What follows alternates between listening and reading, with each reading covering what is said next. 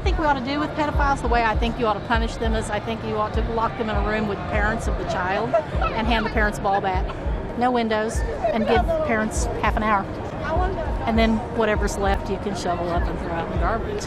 You shouldn't be a teacher, you shouldn't be in politics, you should work at McDonald's. It's not if they reoffend, it's when will they reoffend. And I don't want to take that chance. The state passed 4 bills on the first day of session, designed to make the Sunshine State the most difficult place in the country for sex offenders. Governor Cuomo has signed legislation that prohibits registered sex offenders from becoming firefighters. Megan's Law will protect millions of families. In a few moments, I will sign the Adam Walsh Child Protection and Safety Act. President Obama signed the International Megan's Law bill into law on Monday.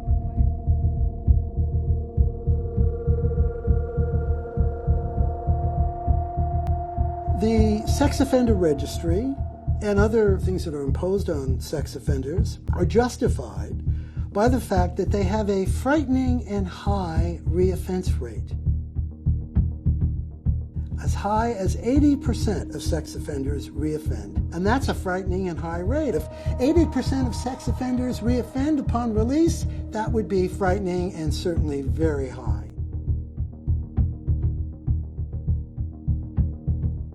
There is a huge disparity between the public's perception of sex offenders and the truth, the empirical, scientific, actuarial truth. In explaining this frightening and high reoffense rate, Justice Kennedy made reference to a manual published by the United States Department of Justice.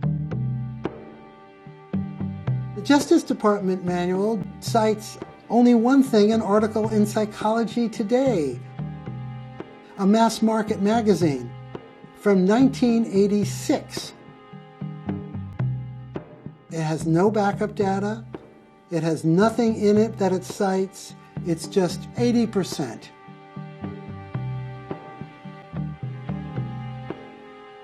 I began working in the field of treating sex offenders in 1978.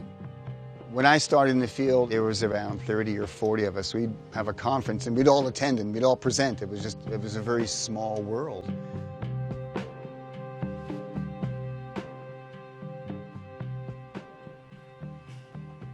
I work with some of the most dangerous offenders, measuring their sexual response to what we call deviant stimuli with a device called a penile plethysmograph. So if they were getting aroused, we would give them a little shock.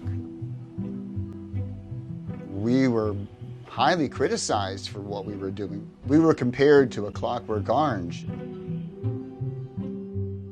We wrote an article for Psychology Today that described what we were doing.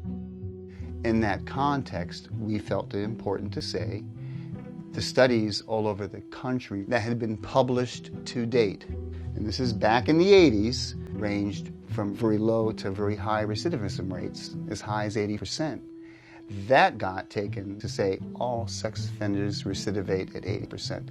That's absolutely incorrect. It's wrong. It's not true.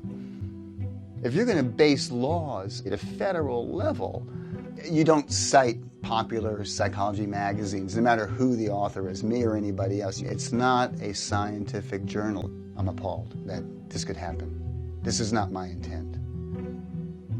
Not my intent at all. In 1988, I was given an assignment by my employer to research sex offender programs around the country. I couldn't find any, so basically I just made up a model. My original research paper had 6 references, including the dictionary, and the paper that Rob Longo did for Psychology Today. The best we were doing was just making a bunch of guesses, but it's there now. There is hardcore, scientifically based research. The recidivism of sex offenders has been studied over and over and over again. One of the most comprehensive studies of recidivism found a recidivism rate among those almost 10,000 sex offenders of 3.5%. There's a study in Maine that had a rearrest rate of 3.9%. A Nebraska study found a 2-year recidivism rate of 1.7%. 1-year recidivism, 0.6%. These studies are quite consistent. Criminals of other sorts, property crimes, drug crimes, have higher recidivism rates than sex offenders. Why would you go to the first things that were ever written when there have been thousands and thousands of articles written since that time? That is deliberate indifference. There's no doubt that the statements about reoffense rates are wrong. They're just, as a matter of social science fact, those statements are wrong. At this point, the phrase frightening and high has been cited in close to 100 cases. Legislatures routinely recite it in their preambles to their legislation. They cite the U.S. Supreme Court, which rested its assumptions on nothing. We've designed these draconian sex offender laws, telling ourselves that the people who are affected by these laws are monsters, the other. The reality is, these laws, by severely limiting the ability of offenders to get housing, to get jobs, they're undercutting the ability of the society to reintegrate sex offenders and prevent future sexual violence.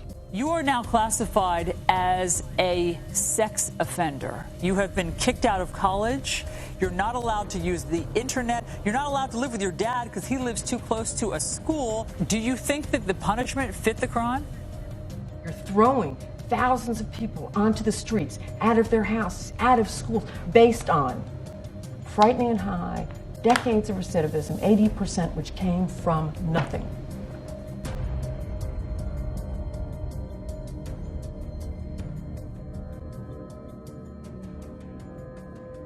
What they're saying is they're very dangerous, they're going to hurt us. This fear is exactly the source of these policies about public parks, about libraries, about residency restrictions.